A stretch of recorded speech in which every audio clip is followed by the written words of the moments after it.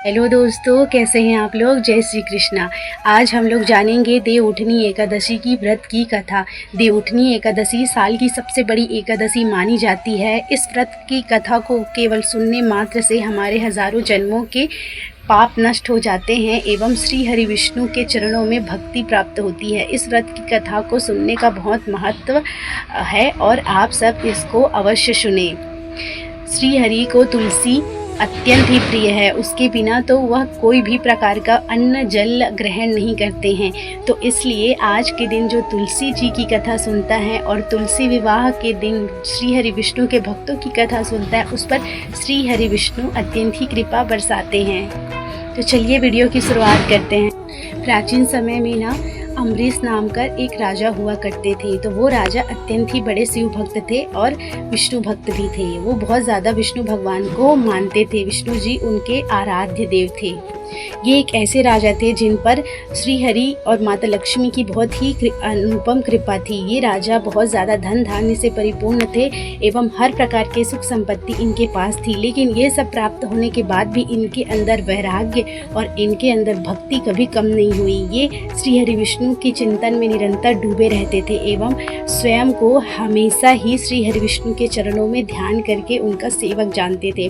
इतना राजपाट होने के बाद भी इस प्रकार उनका निर्मल स्वभाव होना एवं श्री हरि विष्णु के प्रति स्वयं हर प्रकार के भक्ति को करना, यह श्री हरि विष्णु को अत्यंत ही आकर्षित करता था एवं विष्णु जी उनसे बहुत अधिक प्रसन्न होते थे। ये राजा ने ना 1 वर्ष की एकादशी का करने का संकल्प लिया था। तो राजा की अंतिम एकादशी जब आई थी तब राजा खूब धूमधाम से इस एकादशी के व्रत के बाद सभी ब्राह्मणों को भोजन करा रहे थे, गायों को भोजन करा रहे थे, अन्न जल सबका दान कर रहे थे। अब राजा जैसे ही पारण करने के लिए बैठते हैं वैसे ही दुर्वासा ऋषि वहाँ पर आ जाते हैं। तब ये राजा कहते हैं कि दुर्वासा ऋषि आप भी भोजन कर लीजिए और उनसे आग्रह करते हैं भोजन करने के लिए। तो ये अपने पारण से उठ जाते हैं और उनके साथ भोजन करने के आग्रह करने लगते हैं। तब दुर्वासा ऋषि इनकी आग्रह को मान लेते हैं और वो कहते हैं कि मैं तैयार हूँ भोजन ग्रहण करने के लिए, लेकिन मैं अभी यमुना जी के जल से स्नान करके आता हूँ, उसके बाद यह कार्य करेंगे। तब राजा कहते हैं कि ठीक है। फिर दुर्वासा जी चले जाते हैं यमुना जी का स्नान करने के लिए। अब राजा की अंतिम एकादशी थी व्रत की और उसका पारण का समय ना बीतते जा रहा था। तब वो बहुत ज़्यादा चिंतित हो गए थे कि दुर्वासा ऋषि आ नहीं रहे हैं और पारण का समय बीतते जा रहा है। तब वहाँ पे जो बहुत सारे ऋषि मुनि थे उनसे यह राजा पूछते हैं कि अब मैं क्या करूँ। तब ये सब ऋषि मुनि इनको कहते हैं कि आपने ना हर प्रकार से जितनी भी एकादशी आई है उनका पूर्ण पालन किया है एवं निर्जल रहकर व्रत किया है। अब यह अंतिम एकादशी है तो इसका पारण भी आप समय से कर लीजिए। तब ये राजा कहते हैं कि दुर्वासा ऋषि अभी आए नहीं हैं और उनके आए बगैर मैं ये व्रत का पारण कैसे करूं, और यदि मैं व्रत का पारण समय से नहीं करूंगा तब व्रत का कोई महत्व नहीं रह जाएगा। तब मैं ऐसी मेरे संकट में फंस गया हूँ, अब मैं क्या करूँ। तब यहाँ पर वो ऋषि मुनि जो आसपास रहते हैं वो कहते हैं कि श्री हरि विष्णु के चरणों में तुमने हमेशा ही एकादशी का पालन किया है, तो श्री हरि विष्णु का एक बूंद जल उनका चरणामृत का पान करके इस व्रत का पारण कर लो, जिससे दुर्वासा ऋषि भी क्रोधित नहीं होंगे और तुम्हारा व्रत का पारण भी हो जाएगा। ऐसी वो बात कहते हैं। तब ये राजा बहुत खुश होते हैं और कहते हैं कि ठीक है, और भगवान श्री हरि के चरणामृत का पान करते हैं 1 बूंद और अपने व्रत का पारण करते हैं। और ये बात ध्यान में बैठे हुए दुर्वासा ऋषि सुन लेते हैं और वो अत्यंत वहीं से क्रोधित हो जाते हैं और एक कृत्य नाम का राक्षस अग्नि जिस पर पूरी तरीके से अग्नि से लिप्त हुई ऐसे राक्षस का वो आगमन करते हैं और कहते हैं कि राजा अम्बरीश की जाकर दंड दो उसको, क्योंकि उन्होंने हमारा अपमान किया है। अब यह राक्षस अम्बरीश राजा के पास जाते हैं और उनको मारने के लिए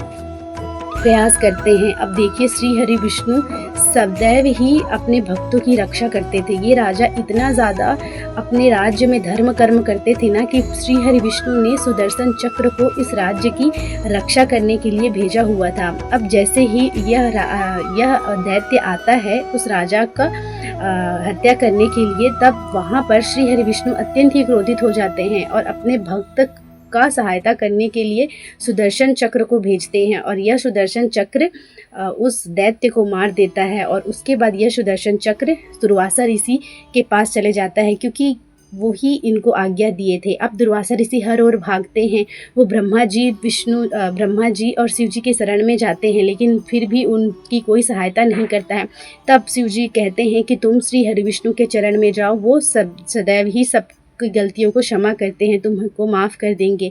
तब वो श्री हरिविष्णु के शरण में जाते हैं और वहाँ पर श्री हरिविष्णु उनको कहते हैं कि मैं अपना गलती या अपना पाप कभी भी किसी भी भक्त को अपनी गलती के लिए माफ़ कर देता हूँ, लेकिन मेरे भक्त का अपमान मैं नहीं सहन कर सकता, क्योंकि तुमने मेरे भक्त को बहुत ज़्यादा परेशान किया है, इसलिए तुमको यह दंड मिल रहा है।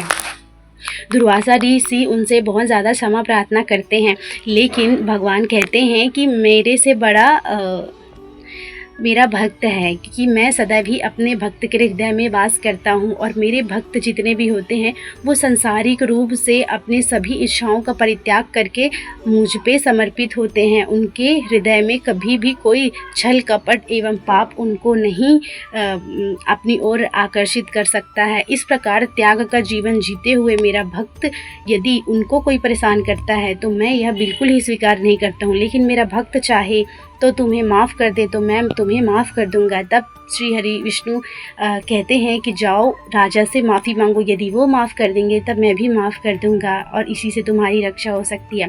दुर्वासा ऋषि राजा के पास जाते हैं और क्षमा प्रार्थना करते हैं। तब राजा उनको माफ़ कर देते हैं और कहते हैं कि नहीं नहीं, आप तो बहुत बड़े ऋषि हैं, आप हमसे माफ़ी मत मांगिए, और तब जाके दुर्वासा ऋषि की रक्षा हो पाती है। तो दोस्तों, इस प्रकार इस एकादशी का महात्म्य है और हर एकादशी अपने आप में अपना एक महत्व रखती है और श्री हरि विष्णु जो है ना, वो सदैव ही अपने भक्तों की रक्षा करते हैं, क्योंकि विष्णु जी प्रेम को सदैव ही महत्व देते हैं और प्रेम से उनको जो भजता है, जो स्मरण करता है, उनके पास आते हैं और उनकी रक्षा करते हैं।